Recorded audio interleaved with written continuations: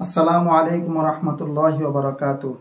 আল্লাহ সুবহানাহু ওয়া তাআলা বলছেন যে ওয়ালা তাহিনু ওয়ালা তাহজানু ওয়া আনতুমুল আলাউনা ইন কুনতুম মুমিনিন।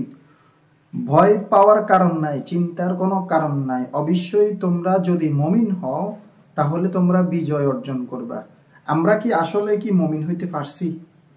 আল্লাহ পাক রব্বুল আলামিন সর্বপ্রথম ঈমানের পরে যে জিনিসটা ফরজ করছেন সেটা হলো নামাজ। আমরা কি 5 ওয়াক্ত নামাজ পড়ি সবাই? আল্লাহ পাক রব্বুল আলামিন হাজার হাজার লক্ষ লক্ষ মানুষের উপর হজ ফরজ করছেন, সময় মতো আমরা হজ করি। আল্লাহ পাক রব্বুল আলামিন যাকাত অনেক মানুষের উপর করছেন ফরজ, সবাই কি আমরা যাকাত দিই? আর যেভাবে যাকাত দিলে আল্লাহ এবং রাসূল করিম সাল্লাল্লাহু আলাইহি ওয়াসাল্লাম খুশি হবেন ওইভাবে কি আমরা যাকাত দিই? আল্লাহ পাক রব্বুল আলামিন ফরদাকে ফরজ করছেন, আমরা কি ফরদা করি? আল্লাহ পাক রব্বুল আলামিন ইসলামী আইনকে বাস্তবায়ন করার জন্য বলছেন, আমরা কি ইসলামী আইন বাস্তবায়ন করার জন্য চেষ্টা করি?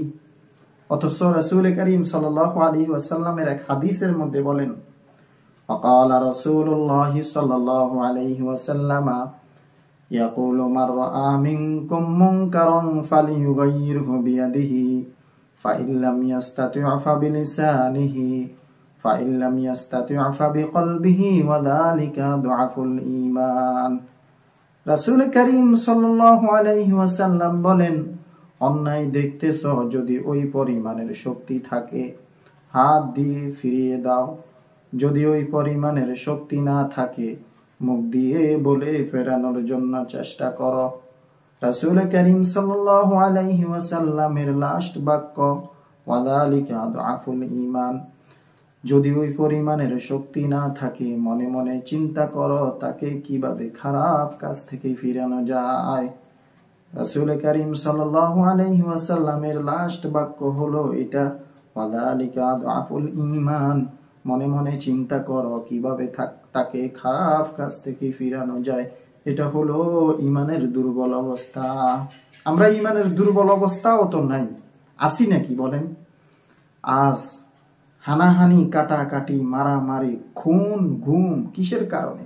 আমাদের কারণে। রাসূল আল্লাহ পাক রব্বুল আলামিন বলেন, যহরুল ফাসাদু ফিল বাররি ওয়াল বাহরি বিমা কাসাবাত আইদিন নাস।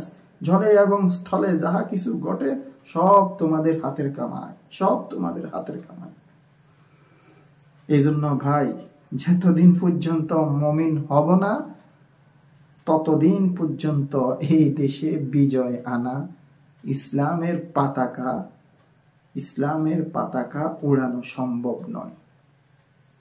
কথাটা মনে রাখবেন। আল্লাহ পাক রব্বুল আলামিন আমাকে আপনাদের প্রত্যেককে এই কথাগুলো বুঝার তৌফিক দান।